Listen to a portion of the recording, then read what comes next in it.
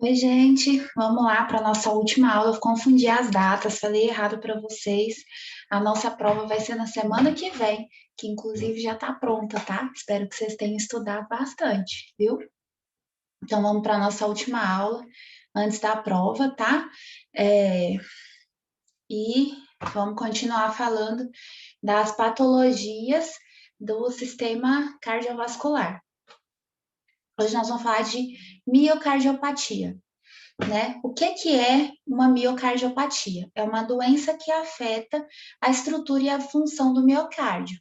Né? A classificação ela vai basear em qual estrutura, em qual músculo que vai estar essa normalidade.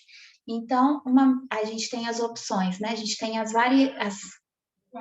classificações de miocardiopatia dilatada, miocardiopatia hipertrófica e miocardiopatia restritiva, tá? A miocardiopatia dilatada, ela é caracterizada pela dilatação, né, como o próprio nome diz, é a dilatação dos ventrículos sem a hipertrofia simultânea. Então, só vai ter dilatação dos ventrículos e ejeção sistólica reduzida, tá? Então, ela é de etiologia idiopática e pode ser secundária à gravidez, né, ao alcoolismo, a alguma infecção viral ou bacteriana, né, e alguma lesão isquêmica. Quais são as manifestações? Dispneia, aos esforços, fadiga, fraqueza, ortopneia, dispneia paroxística noturna, ascite, edema periférico, confusão e inquietação. Já a miocardiopatia hipertrófica, ela vai ser caracterizada pela hipertrofia do septo ventricular e da parede ventricular. Então, a dilatada ela tem uma dilatação e a hipertrófica ela tem uma hipertrofia, né? Você sabe que é hipertrofia, né? É o crescimento muscular, né? Resultando numa redução do tamanho das cavidades ventriculares e leva a uma disfunção diastólica significativa, né? Porque em vez de bombear uma quantidade X de sangue, ele vai bombear uma quantidade menor, porque essas câmaras vão estar menores, né? A miocardiopatia hipertrófica, ela é obstrutiva, ela pode ocorrer quando a hipertrofia vai obstruir o canal da via de saída ventricular de dentro para fora. Então, às vezes, vai ter esse músculo, ele vai hipertrofiar tanto, né? Ou esse septo, essa parede do ventrículo vai hipertrofiar tanto que vai obstruir essa saída, né? Então, aí chama miocardiopatia hipertrófica obstrutiva, né? A deterioração e a má complacência ventricular vai criar um fluxo sanguíneo com uma velocidade maior dentro do ventrículo, né, para dentro da aorta. Por isso, essa miocardiopatia também pode ser chamada de estenose subaórtica hipertrófica idiopática. É de etiologia idiopática ou pode ser herdada também, né? Pode ser herdada pelo gene do trato dominante autossômico. As manifestações clínicas, esse paciente vai queixar de dispneia, angina, tolerância reduzida a exercícios, fadiga, síndrome e síncope, e palpitações. Já a miocardiopatia restritiva, ela é uma miocardiopatia menos comum, tá? Mas ela é caracterizada pela rigidez das paredes ventriculares devido a alguma fibrose, né? E isso vai prejudicar o volume ventricular esquerdo e que vai resultar numa disfunção diastólica. Ela também é de etiologia idiopática, mas pode estar associada à amiloidose, a algum transplante cardíaco ou até mesmo à fibroelastose endocárdica, tá? Quais são as manifestações clínicas? Intolerância a exercícios, dispneia, fadiga, edema pulmonar, tosse, dor torácica e insuficiência cardíaca. Qual que é a fisiopatologia dessas miocardiopatias? Então, o paciente que que tem uma miocardiopatia, ele vai ter uma diminuição no volume sistólico por alguma dessas características, né, fugiu o nome, dessas variações. Isso vai fazer uma estimulação do sistema nervoso simpático, que vai causar uma resistência vascular aumentada, uma retenção de sódio, consequentemente uma retenção de líquido. Isso vai aumentar a carga de trabalho do coração, porque se eu tenho mais líquido, meu coração vai ter que trabalhar mais, ele não está podendo trabalhar mais, né? E isso vai causar uma insuficiência cardíaca, beleza? Quais as principais complicações? Insuficiência cardíaca grave, arritmias letais e, consequentemente, o óbito, né? Como que a gente faz esse diagnóstico? Pode ser feito pode ser clínico, né? Pode ser por ecocardiograma, por ECG, né? Eletrocardiograma, raio-x de tórax, cateterismo cardíaco ou biópsia endomiocárdica. O tratamento vai consistir a gente vai tratar a insuficiência cardíaca com medicamentos, vai passar para esse paciente uma dieta hipossódica, né? Porque se ele está retendo sódio, está retendo líquidos, então a gente vai restringir a ingesta de sódio desse paciente, para ele poder não reter tanto líquido, né? Regime de exercício e repouso conforme a tolerância dele. Nós vamos tratar a arritmia com antiarrítmicos, cardioversor, desfibrilador, se precisar, né? Profilaxia com antibiótico terapia para evitar uma endocardite infecciosa, porque senão é mais um problema para esse paciente. Os fármacos prescritos geralmente vão consistir em anticoagulante, beta-bloqueador e diurético, para poder secar esse paciente, para esse coração dar uma descansada. Se precisar, a gente vai implantar um marca-passo e, em casos mais graves, né, a gente entra com intervenções cirúrgicas, que são transplante cardíaco, miotomia ou miectomia ventricular septal, tá? Aí aqui eu coloquei para vocês verem, ó, a diferença, né, em questão de imagem dessas câmaras cardíacas, né, como que fica. Então, aqui é um coração normal, aqui é a miocardiopatia dilatada, tá vendo a diferença desse ventrículo para esse aqui?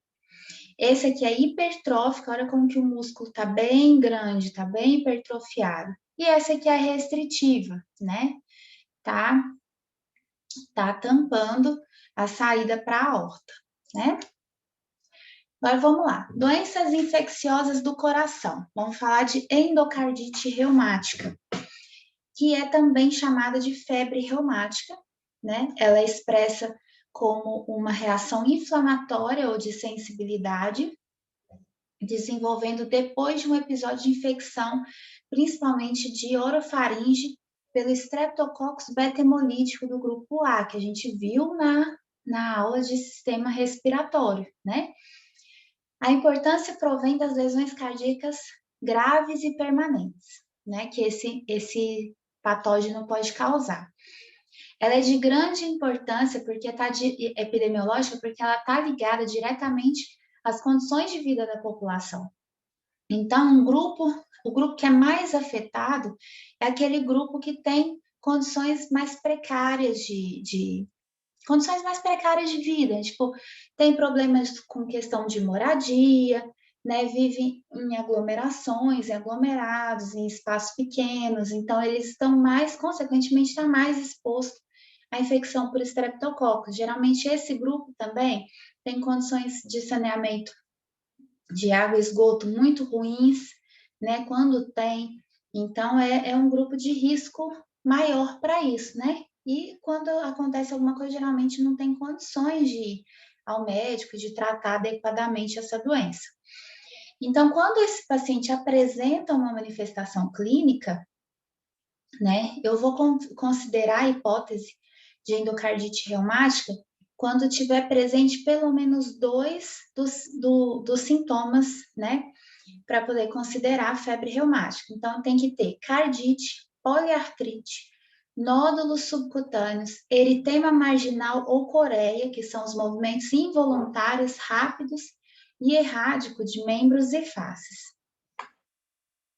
Quais as principais complicações? Insuficiência valvular, insuficiência cardíaca e, consequentemente, o óbito do paciente também.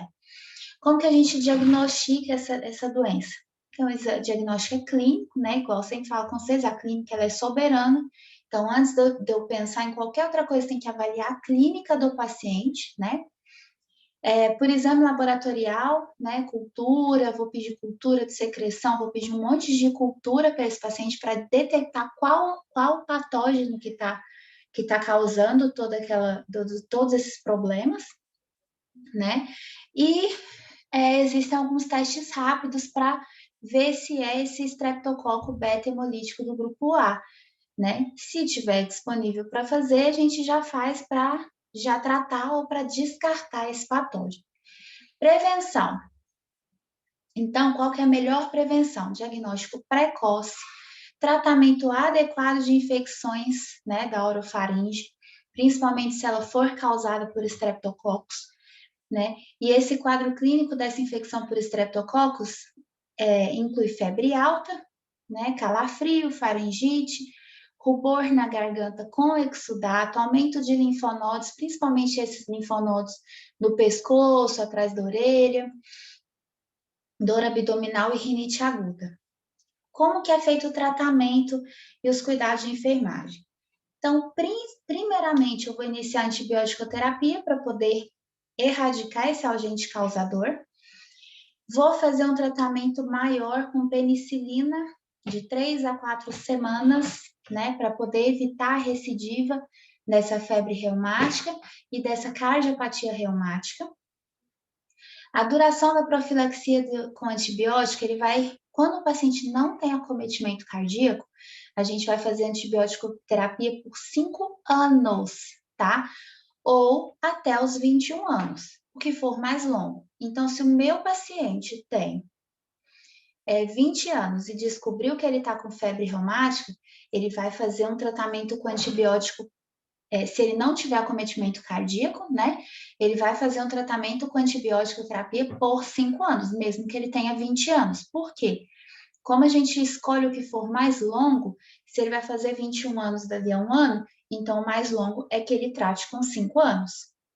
Agora, se o meu paciente descobre que ele tem febre reumática, ele tem 10 anos, por exemplo, ele vai fazer tratamento com antibiótico terapia até ele completar 21 anos.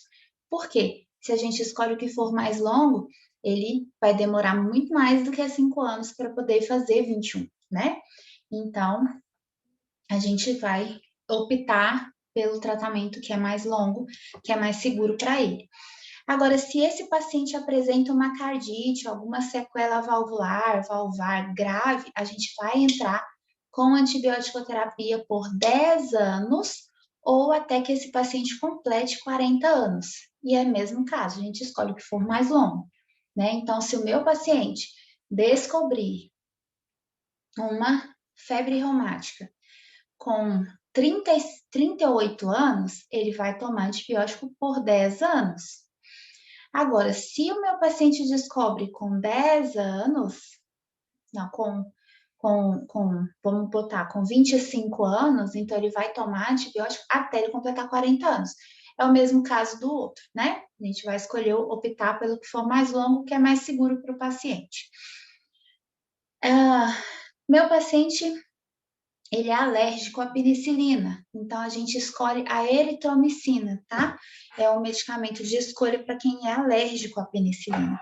A gente sempre que for, um adendo aqui, sempre que a gente for administrar penicilina num paciente, a gente pede para ele sentar. Geralmente não é feito em posto de saúde nem em farmácia, tá? Por causa do risco de alergia. Então a gente pede para esse paciente sentar e ficar aguardando por 10 a 15 minutos após a injeção, tá? E sempre observar ele para ver se não vai ter nada, nenhuma reação alérgica, tá? Antibiótico terapia profilática antes de qualquer procedimento invasivo. Então, vai arrancar um dente? Antibiótico terapia profilática, além daquele que ele já toma. Vai fazer uma cirurgia, sei lá de quê, né? Independente, vai fazer qualquer tipo de procedimento invasivo, tem que entrar com antibiótico profilático, tá? Fisiopatologia da endocardite reumática. O meu paciente, primeiro, ele vai ser infectado pelo Streptococcus beta-hemolítico do grupo A, né, principalmente em vias aéreas superiores.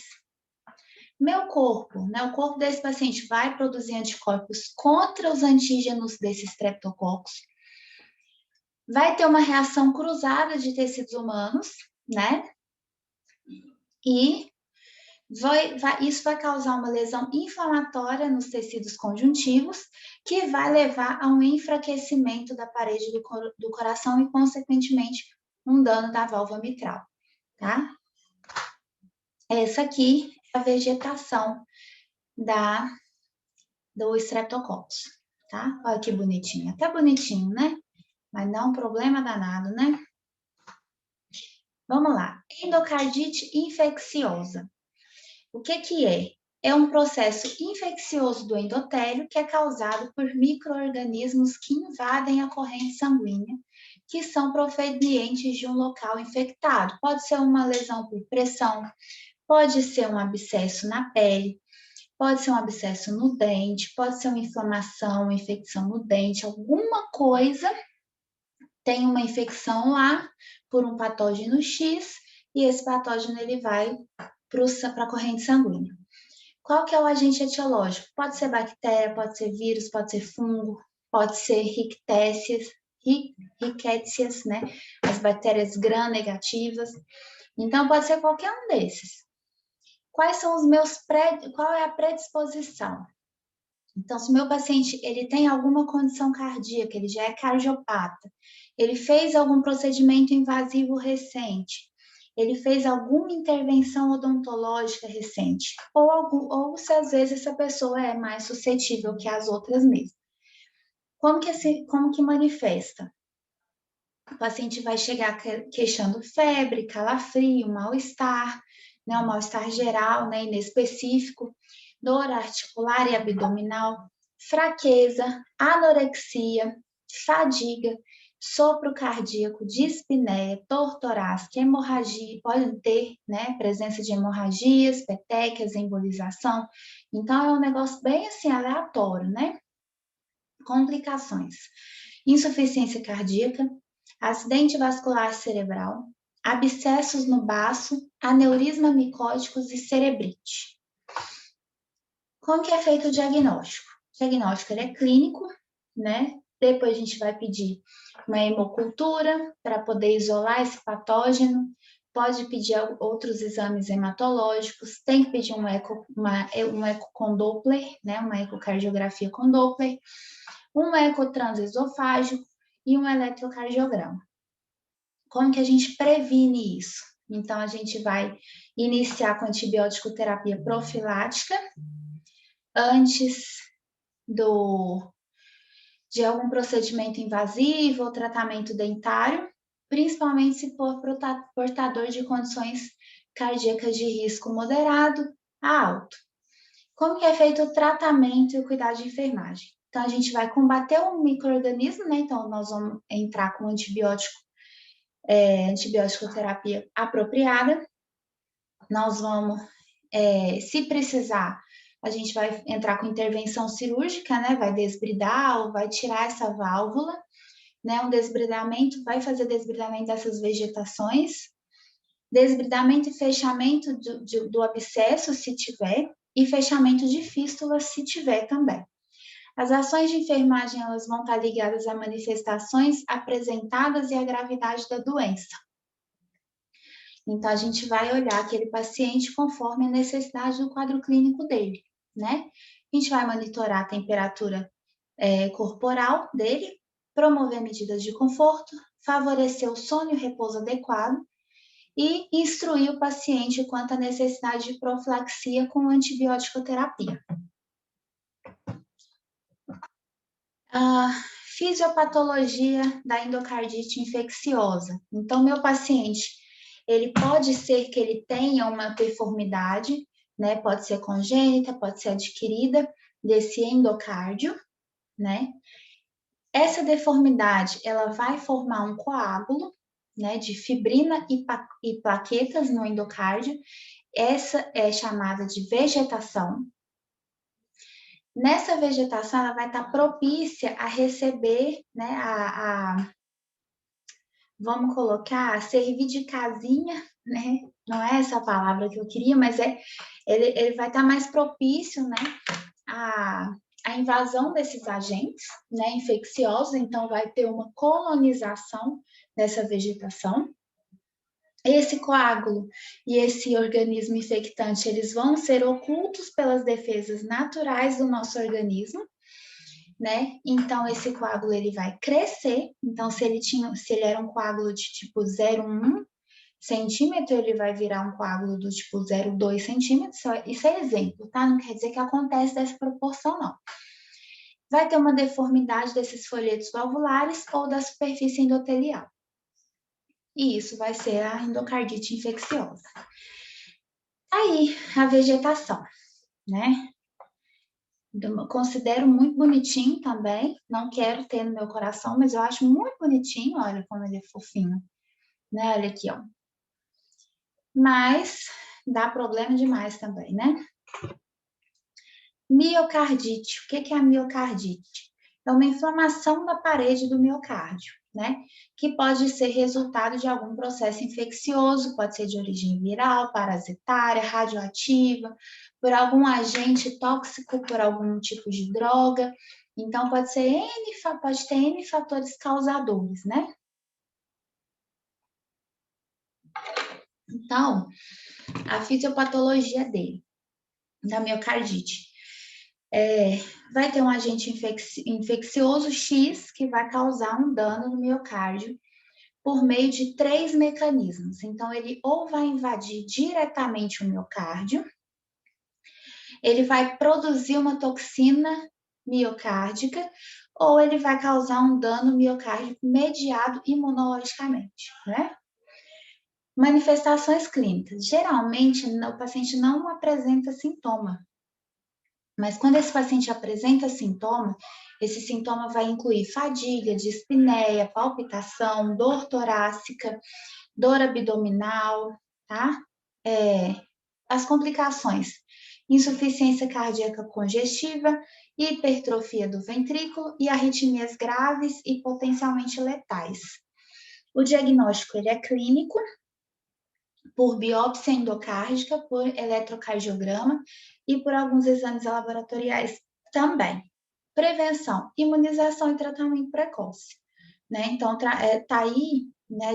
Eu dei vários exemplos para vocês do porquê a gente tem que tratar qualquer tipo de infecção adequadamente, não empiricamente, né? Não da nossa cabeça, né?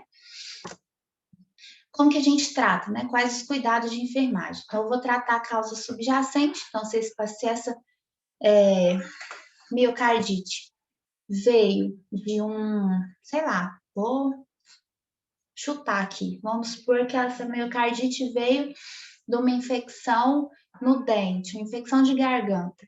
Então, a gente vai tratar essa infecção de garganta, esse paciente vai manter repouso no leito. A gente vai estimular a prática de exercícios passivos, então exercícios que não fadiguem o paciente, né? E o uso de meios de compressão elástica para diminuir o risco de trombose. Limite a prática de atividade esportiva até que essa função cardíaca volte ao normal, porque o coração desse paciente, ele não está bem. Então, eu não posso exigir dele, né? Eu não vou mandar o paciente ir para academia, né? Ele vai ter que ficar restrito de ir na academia por um tempo, até que esse coração retorne à atividade normal dele. É contraindicado o uso de agentes anti-inflamatórios não esteroidais, os AINES, né? Então, a gente não vai indicar AINES para esse paciente, tipo aspirina, ibuprofeno, o médico não vai passar. E no tratamento da insuficiência cardíaca e das arritmias, a gente vai evitar beta-bloqueador, porque eles vão diminuir essa força de contração ventricular e a gente não está podendo diminuir.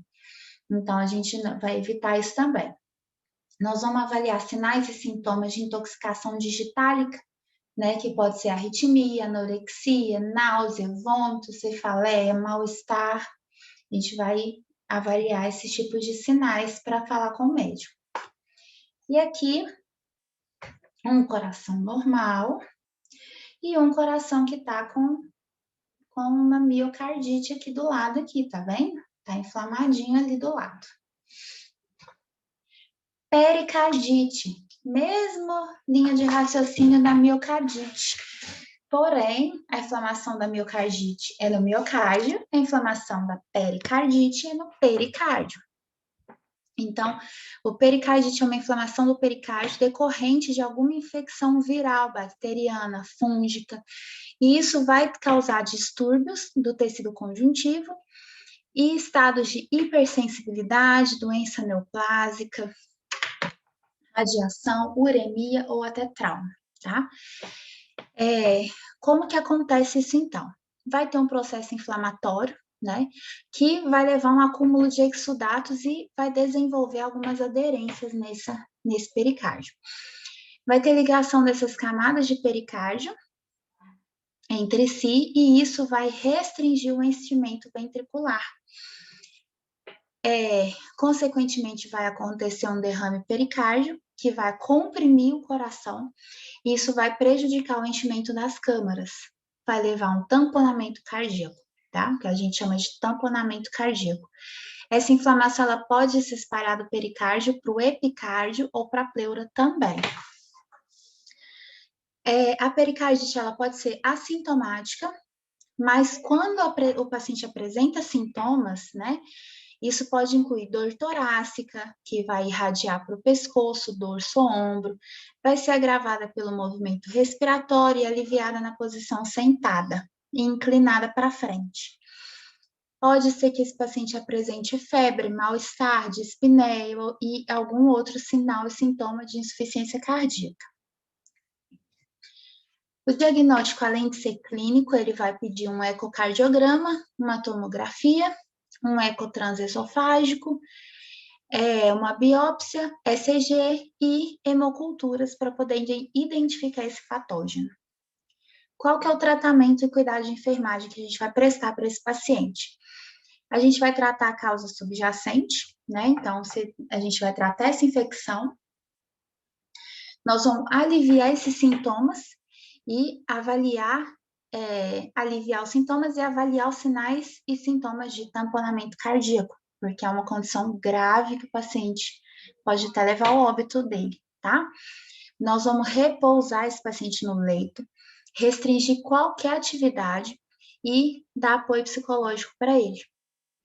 A gente vai entrar com analgésico, com os AINES, aqui a gente já pode entrar com os AINES, no outro a gente não podia, corticosteroides e colchicina. É contraindicado indometacina, porque ela vai diminuir o fluxo coronário e a gente não quer que diminua o fluxo para esse coração, tá? Se necessário, vai ser feita uma periocardiocentese para remover o líquido, para dar um alívio para esse coração e até mesmo para poder identificar a etiologia dessa infecção. Ou uma pericardiectomia, né, que é uma remoção cirúrgica do pericárdio para poder prevenir a compressão cardíaca e aliviar essa compressão. Complicações decorrentes das cardiopatias, né, que a gente falou tanto da insuficiência cardíaca, por exemplo, né? O que é insuficiência cardíaca? É a incapacidade do coração bombear sangue adequadamente, né? Então, ele não vai conseguir suprir as necessidades do organismo, as demandas circulatórias do organismo, né? E a gente tem dois tipos. A gente tem a insuficiência cardíaca esquerda e a insuficiência cardíaca direita. A insuficiência cardíaca esquerda, ela vai ocorrer quando o ventrículo esquerdo vai se contrair inadequadamente, né? Isso vai fazer com que o sangue não seja passado adequadamente para a aorta, e isso vai levar, consequentemente, que não haja sangue adequado para a circulação sistêmica, né? Para a grande circulação. Então, esse sangue vai se acumular nos pulmões, né? E isso vai provocar um edema intersticial pulmonar e vai prejudicar a troca gasosa desse paciente.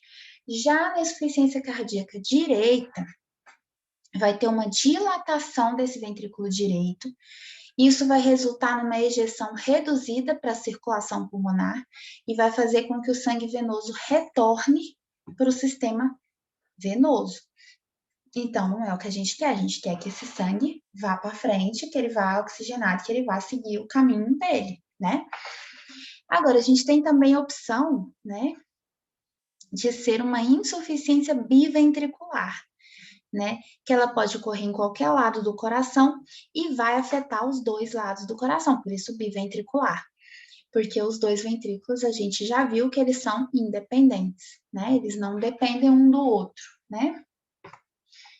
Etiologia: cardiopatia, cardiomiopatia, doença valvular, hipertensão e doença arterial coronária, tá?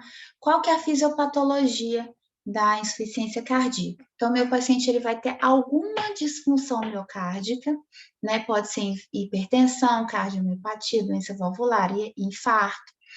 Isso vai causar um volume sistólico diminuído, né? Pelo que a gente viu lá atrás, ali atrás. Isso vai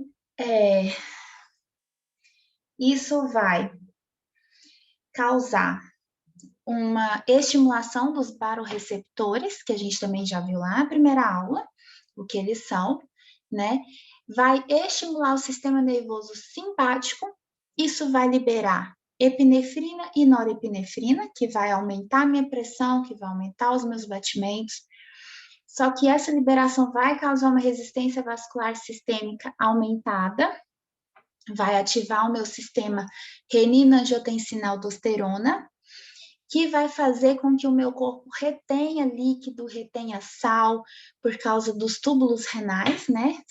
Não sei se vocês lembram, mas esse sistema está ligado com os rins, e vai estimular o centro da sede. Como eu vou estar retendo líquido, né? O meu paciente vai estar retendo líquido, o meu coração vai ter um aumento da carga de trabalho, que ele já não estava dando conta, né? E vai ter uma remodelação ventricular, seja uma hipertrofia, seja uma dilatação, para poder tentar suprir essa demanda. E isso vai agravar a insuficiência cardíaca, tá? E vai ser se não tratar, é um negócio sem fim.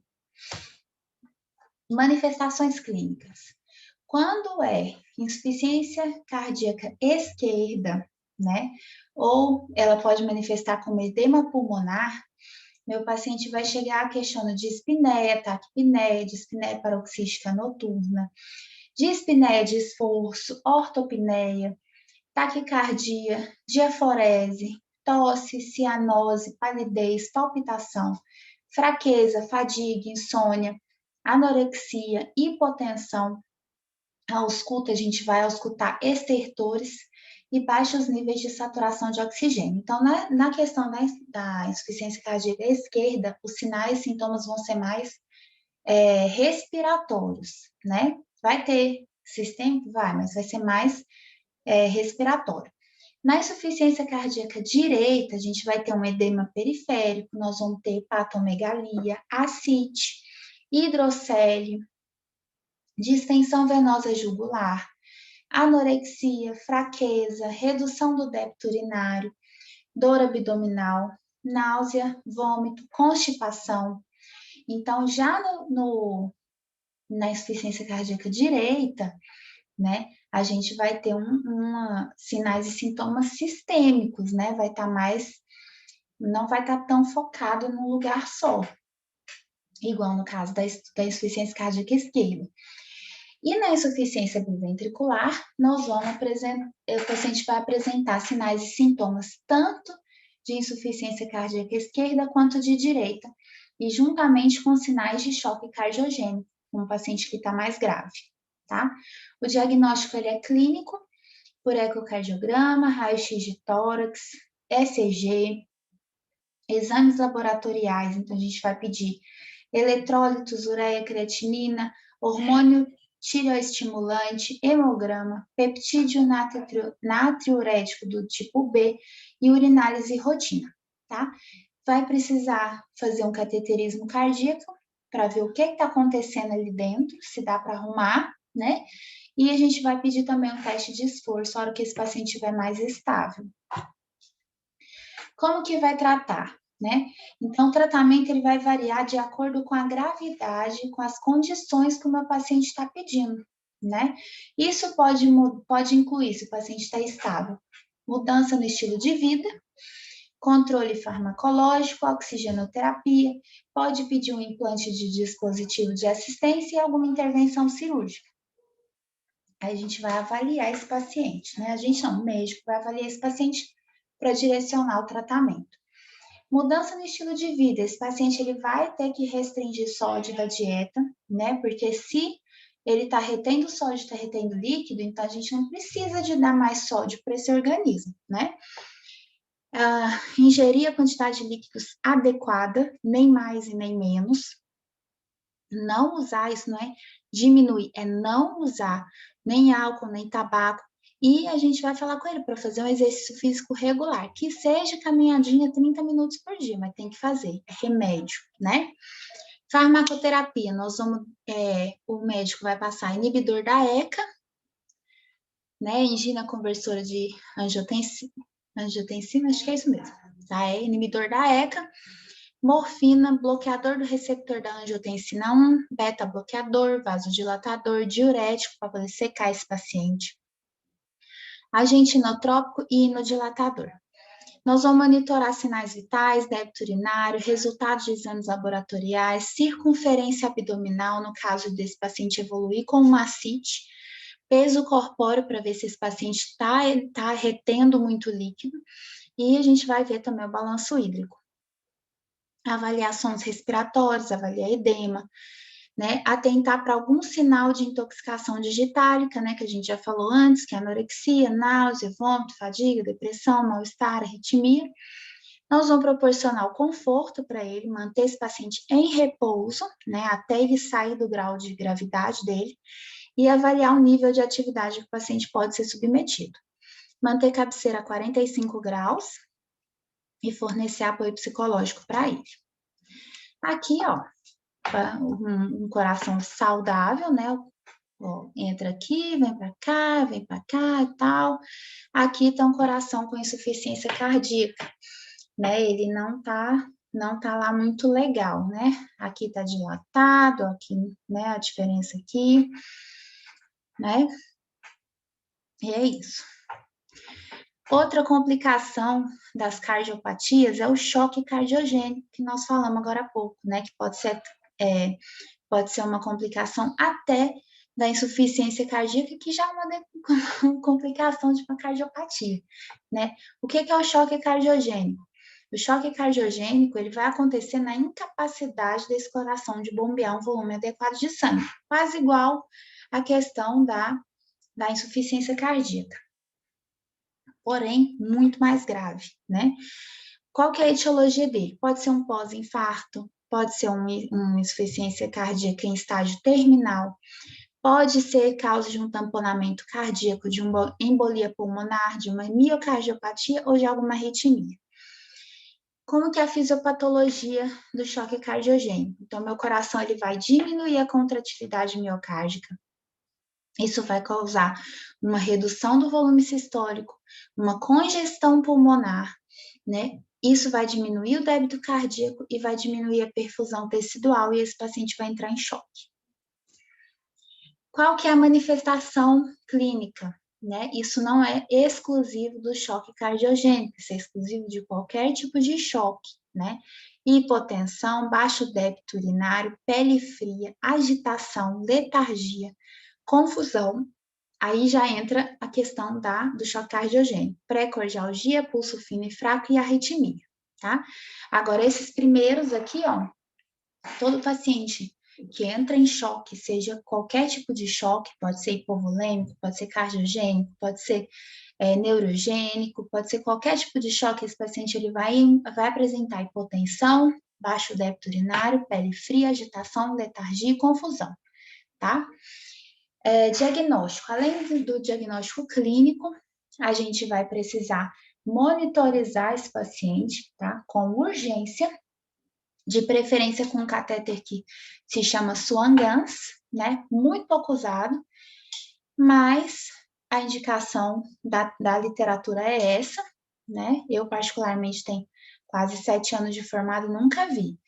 Mas a indicação padrão ouro é o Songans. Exames bioquímicos, valores, a gente vai dosar a gasometria arterial desse paciente, então a gente vai dosar os gases dele repetidamente, né? Exame de urina, eletrocardiograma, ecocardiograma e raio-x de tórax. Como que é o tratamento e o cuidado desse paciente? O paciente entrou em choque, ele vai ser encaminhado para a UTI, né? Então, a gente vai tratar ele lá na terapia intensiva. Isso vai envolver identificação, correção das causas subjacentes. Então, o que está causando esse choque cardiogênico? A gente vai corrigir isso o mais rápido possível. Medidas de suporte geral, monitorização hemodinâmica invasiva e metabólica. Então, a gente vai invadir esse paciente todinho, vai funcionar central, vai funcionar pia, vai passar sonda. Se precisar, a gente vai sedar, vai entubar. A gente vai fazer o que precisa para esse paciente ficar bem. Tratamento medicamentoso, assistência mecânica, reperfusão coronária, né? Assim que esse paciente ficar mais estável, ele vai para a hemodinâmica. E, se necessário, tratamento cirúrgico. Medidas de suporte geral. A gente vai manter esse paciente em repouso, confortável. Nós vamos administrar morfina, né, analgésico, para poder aliviar essa dor. Oxigenoterapia, né? Vocês lembram lá de trás que eu falei com vocês que tempo é músculo? Então, se esse coração está em sofrimento, a gente tem que dar oxigênio para ele para maximizar essa oxigenação dele. Se necessário, vai entubar, vai entrar com ventilação mecânica. Nós vamos tratar arritmia, terapia hídrica, né? Quando houver suspeita de hipovolemia, então, se eu suspeitar que o meu paciente está perdendo, né, desidratou, ou aconteceu alguma coisa com ele, que eu suspeito que está hipovolêmico, então a gente vai dar soro para ele e nós vamos corrigir uma possível acidose, que a gente vai ver lá na gasometria arterial. Farmacoterapia. Então, nós vamos entrar com diurético, vasodilatador, inotrópico e vasopressor, tá? Dispositivo de assistência circulatória. Se precisar, a gente vai entrar com um balão intraórtico, tá? Vi isso uma vez na minha vida, interessantíssimo, mas geralmente os pacientes não saem não, tá? Sim, né? Não sei. Mas tem um prognóstico bem ruim, né?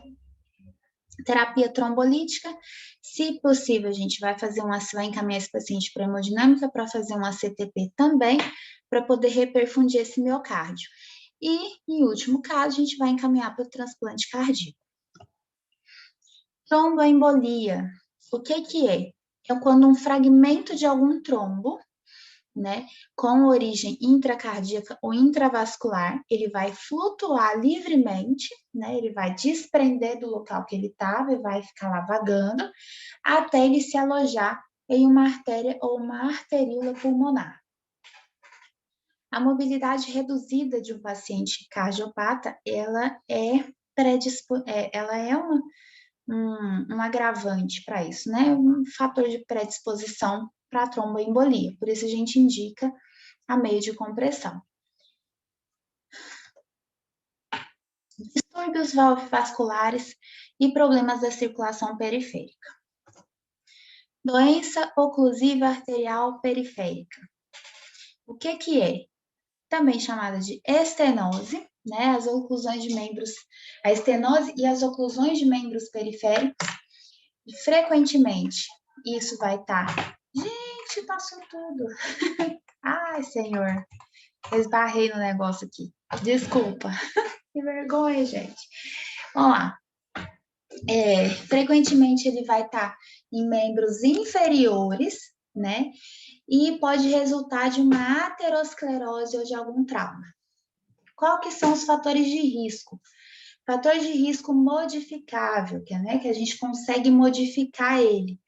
Tabagismo, hiperlipidemia, hipertensão, diabetes, obesidade, estresse, sedentarismo, proteína C relativa elevada e hiperhomocisteinemia.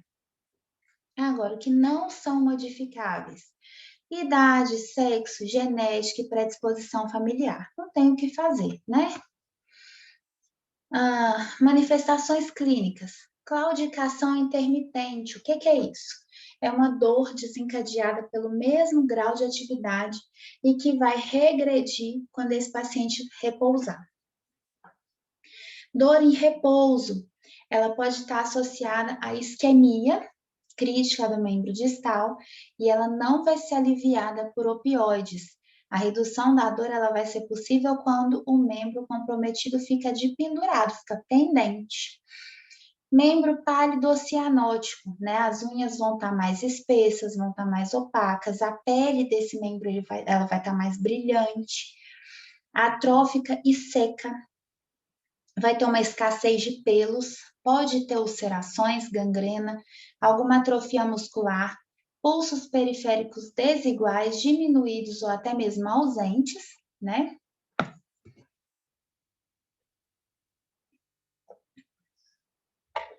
Diagnóstico. Ele é clínico, por ultrassom com Doppler, combinado às pressões arteriais no tornozelo, né? Então, a gente vai fazer um índice tornozelo-braço. Pode ser que seja necessário um teste de esteira, um ultrassom duplex, uma tomografia, uma angiografia por tomografia computadorizada, né, ATC, ou uma angiografia por ressonância magnética, uma ARM ou uma angiografia. Tratamento e cuidado de enfermagem. Modificação no estilo de vida, então o meu paciente, a gente vai orientar esse paciente a reduzir o peso, parar de fumar, né? Fazer alguma atividade física, controlar a hipercolesterolemia, a hipertensão e a diabetes. A gente vai orientar esse paciente quanto aos cuidados com os pés, né? Igual a gente orienta quando o paciente é diabético, né? Que tem que olhar, tem que verificar, tem usar calçado confortável, sem área de pressão, realizar a higiene, passar hidratante, verificar certinho se não tem nenhum machucadinho, não andar descalço, ir na pedicure, né, de preferência na podóloga, porque evitar ficar tirando cantinho, tem o corte adequado da unha, né, para poder não encravar, né? Verificar a água para não expor a extremidade nem ao frio extremo, nem ao calor extremo. Evitar roupas e acessórios que sejam apertados, né? E realizar os pés diariamente, examinar os pés diariamente à procura de algum ferimento. Tratamento farmacológico. A gente vai tratar a claudicação, administrar antiplaquetário, e se precisar, a gente vai fazer um tratamento cirúrgico, que é o bypass ou a endarterectomia, e em último caso, a gente vai entrar com amputação. Aqui tá a DAP, né? Doença arterial periférica. Aqui uma artéria normal, aqui uma artéria obstruída, né? Por gordura, né? Que essas placas amarelinhas, geralmente eles colocam como gordura, né? Doença de Buerger ou tromboangiite obliterante. Formação de trombo e oclusão das artérias e veias intermediárias e pequenas dos membros inferiores e superiores devido a uma resposta inflamatória, cuja a causa acredita-se que seja autoimune. Afeta predominantemente indivíduos do sexo masculino de 20 a 35 anos. Então, pelo menos uma vez, nós mulheres saímos na vantagem. Brincadeira, gente, brincadeira à parte, né? Qual que é o fator agravante? Tabagismo. Então, se a pessoa é do sexo masculino, tem entre 20 e 35 anos e ainda fuma, tem uma grande chance de ter essa doença de Buerger. Manifestações clínicas. Claudicação nos pés e nas mãos, né, que é a dor desencadeada por exercício físico, que vai ser aliviada em repouso, e agravada por distúrbios emocionais, nicotina ou calafrio. Sensibilidade ao frio do tipo Raynaud, que nós vamos ver mais para frente, mais frequentemente confinada às mãos, dor em repouso, que não vai se modificar entre a atividade e repouso, então esse paciente vai queixar dor o tempo todo. Alteração da coloração, então pode ser que esse membro, que esses membros, né, estejam cianóticos, pode afetar um membro só, pode afetar alguns dedos, né, pode progredir para ulceração e gangrena à medida que essa doença avança. Ausência de pulso pedioso e pulso radial e ulnar, ausentes ou diminuídos. E parestesia. O diagnóstico ele é clínico por ultrassom com Doppler, ultrassom duplex, angiografia com contraste. Tratamento e cuidado de enfermagem é idêntico àqueles para doença arterial periférica aterosclerótica, tá? A gente vai proteger o membro contra traumas, infecção, então a gente vai passar toda aquela orientação dos pés que a gente passa para os diabéticos, que a gente passou para a doença arterial periférica, a gente vai passar para esse paciente também. Realizar o desbridamento conservador do tecido necrótico, quando tiver, né? Eliminar o uso do tabaco, não é diminuir, é eliminar. Os vasodilatadores, eles são raramente prescritos porque eles vão provocar apenas a dilatação de vasos saudáveis, então não vai adiantar o problema, né? Isso vai causar um desvio de sangue para longe dos vasos parcialmente ocluídos, que são aqueles que precisam de sangue, né? De mais aporte. A gente vai fazer o bloqueio simpático ou ganglionectomia, que vai visar produzir a vasodilatação e aumentar o fluxo sanguíneo. E se precisar, né, em último caso, a gente vai amputar os casos de gangrena mais graves, né? Do tipo esse aqui, ó. Isso aqui é amputação, não tem mais jeito, tá? Geralmente isso aqui é o que a gente chama de dedo mumificado, tá? Aparentemente, né? Não sei, porque eu não sei a história da foto, mas do jeito que a gente olha aqui, ó, esse dedo provavelmente está duro, ele já não tem circulação mais, não tem como salvar, tá? E esse aqui, ó, tá vendo? Tem uma feridinha aqui, isso aqui tudo é falta de circulação, né? A aortite, doença inflamatória não aterosclerótica da aorta, é de origem desconhecida, porém, a gente acredita que ela tem uma relação com uma doença autoimune.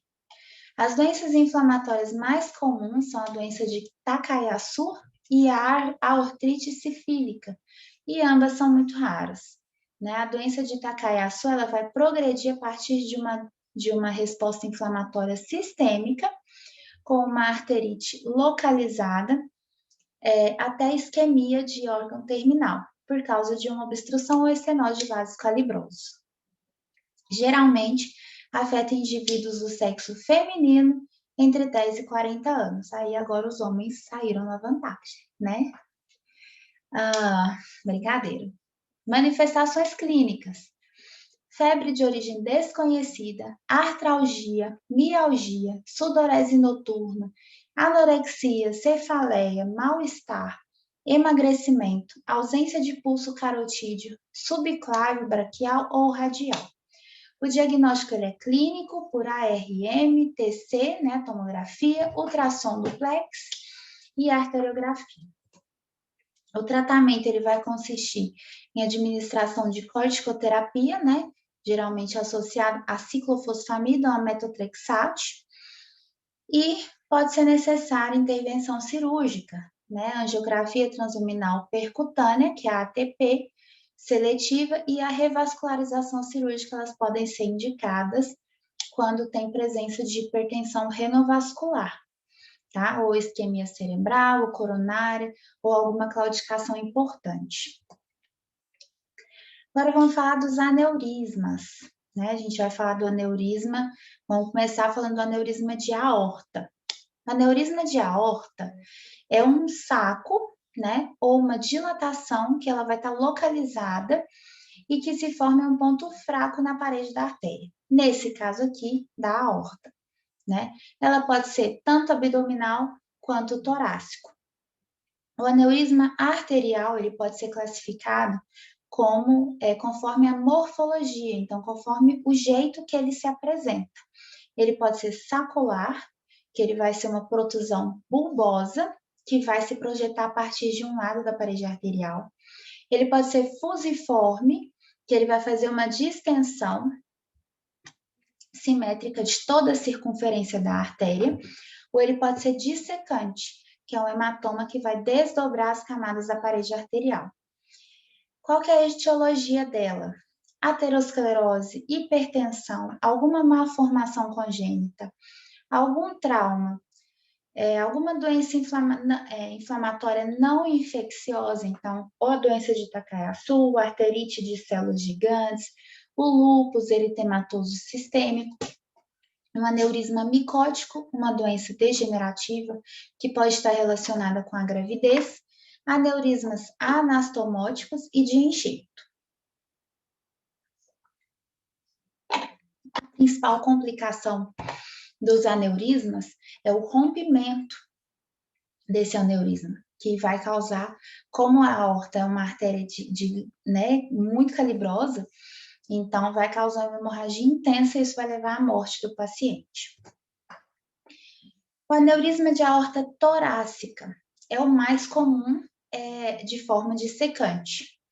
Ele pode ser assintomático, mas quando tem presença de sintomas, eles vão incluir dispneia, por causa da pressão que vai ser exercida por esse saco aneurismático sobre a traqueia, bronco principal ou pulmão.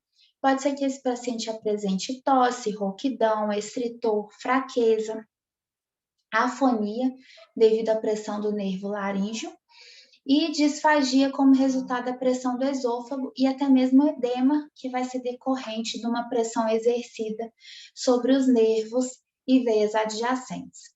O diagnóstico ele é clínico, por raio-x de tórax, ecocardiografia transesofágica e tomografia. Qual que é o tratamento? Então, a primeira coisa que a gente vai fazer são as medidas gerais, que é o controle da pressão, com antihipertensivo, evitar que esse paciente fique hipertenso de qualquer jeito, alívio da dor, que esse paciente com certeza vai queixar bastante dor, repouso restrito no leito, esse paciente vai ficar, correção dos fatores de risco. Tratamento cirúrgico, então a gente vai fazer, esse paciente vai precisar fazer uma ressecção de aneurisma e uma inserção de um enxerto de derivação de Dacron ou de Teflon, tá? Já o aneurisma de aorta abdominal, o mais frequente é o aneurisma degenerativo, né? E a causa mais frequente é a aterosclerose. Manifestação clínica. Desculpa, gente. Manifestação clínica. 40% dos pacientes, eles podem apresentar sintomas como dor abdominal constante, queixa de pulsação abdominal, então vai sentir o coração pulsando no abdômen, presença de alguma massa abdominal. Se houver ruptura, pode haver ruptura, dependendo do grau de perda de sangue, né? Esse paciente vai apresentar sinal de hipovolemia, de choque hipovolêmico, né? O que é? Hipotensão, síndrome, síncope, queda do hematócrito, queda de hemoglobina, tá? Diagnóstico é clínico por ultrassom com duplex e por tomografia. Qual que é o tratamento? Como que a gente vai fazer com esse paciente? Nós vamos monitorizar esse paciente, principalmente a pressão, né? Para manter essa pressão mais baixa, né? Evitar que esse paciente fique hipertenso para não romper esse aneurisma. Tratamento farmacológico com antihipertensivo e encaminhar para o tratamento cirúrgico com reparação cirúrgica aberta desse aneurisma através de uma ressecção desse vaso. Fazer um bypass no local e um enxerto endovascular. Quando tem dissecção de aorta, ele vai envolver a separação da camada íntima com a formação de um pseudoaneurisma, né? Aí essa dissecção ela é uma ameaça súbita e séria à vida, porque essa aorta ela vai romper, né? Ela pode continuar por qualquer ramo arterial da aorta, comprometendo os órgãos como coração, rins, artérias coronárias, subclávia, inominada e renal, se estiverem envolvidas nesse ramo. Esse paciente ele vai queixar dor intensa e persistente no tórax anterior e posterior, que vai se estender para os ombros, área epigástrica ao abdômen, então vai ser uma queixa idêntica ao infarto, porém o infarto esse paciente vai ter alteração de ECG. Na dissecção de aorta, não, ele vai ter um ECG normal. Dependendo da localização e da extensão, pode acontecer junto um IAM, né, um infarto. Esse paciente pode chegar pálido, com sudorese, taquicardia, hipertenso, ou essa pressão ela vai estar muito mais acentuada de um braço, muito mais elevada em um braço do que no outro. A diferença vai estar muito grande. Diagnóstico, ele vai ser clínico, por raio-x de tórax, arteriografia, tomografia, ressonância, eco transesofágico, ultrassom com duplex. E o tratamento, ele vai seguir os mesmos tratamentos da aneurisma de artéria torácica, né? Aqui, ó, aqui é o aneurisma sacular, aqui é o aneurisma fusiforme e aqui é o dissecante, tá vendo? Aqui tá a artéria, ela tá rompida, né? Embolia arterial e trombose arterial. É uma obstrução total ou parcial de uma artéria ou êmbolo ou trombo. As causas principais são fibrilação atrial, infarto, endocardite infecciosa ou insuficiência cardíaca crônica. Pode acontecer em locais de lesão prévia aterosclerótica. Outras causas vão incluir lesão iatrogênica durante a inserção de algum catéter invasivo, ou trauma, né, alguma fratura, algum esmagamento, ou alguma ferida penetrante. Os sintomas eles vão depender da obstrução, do órgão envolvido e dos vasos, do estado dos vasos colaterais. Então, pode ser que tenha uma cessação do fluxo sanguíneo distal, um vasoespasmo e uma isquemia, tá? Mas vai depender de onde que esse vaso tá. O diagnóstico é clínico por ecocardiografia, transtorácica bidimensional, um eco transesofágico, raio-x de tórax, ECG, ultrassom com duplex e com Doppler e arteriografia. O tratamento vai consistir em embolectomia de emergência para poder ocluir essa oclusão embólica aguda, trombectomia percutânea para o tratamento dessa trombose aguda e a gente vai entrar com tratamento farmacológico, que é a heparina, para evitar o aparecimento, o desenvolvimento adicional da embolia e dificultar a extensão de outros trombos que possam existir também. Terapia trombolítica com reteplase, tenecteplase ou estafilocinase, que vai estar contraindicada se caso esse paciente tiver sangramento ativo ainda, ou se esse paciente tiver algum acidente vascular encefálico, se ele tiver feito ou se ele for fazer alguma cirurgia grande, se ele for hipertenso descontrolado, ou se essa mulher estiver grávida. Fisiopatologia, quando são êmbolos arteriais. Então, vai ter o desenvolvimento desses êmbolos nos compartimentos cardíacos, e em consequência, geralmente, da fibrilação atrial, né? Esses trombos, eles vão se desprender e vão flutuar no sistema arterial até o momento que eles vão parar, né, em uma artéria de menor calibre, né, que eles não vão conseguir passar. Nesse momento, ele vai obstruir essa artéria. Então, pode ser a artéria cerebral, mesentérica, renal, coronária ou grandes artérias dos membros, né? Já na trombose arterial, vai ter uma parede arterial lesionada pela aterosclerose ou até mesmo por aneurisma e vai ter um desenvolvimento lento de um coágulo ali. Desse jeito, né? Tem o coágulo aqui, aí ele desprende e ele vai nadando até encontrar um lugar que ele vai parar. Doença de Raynaud.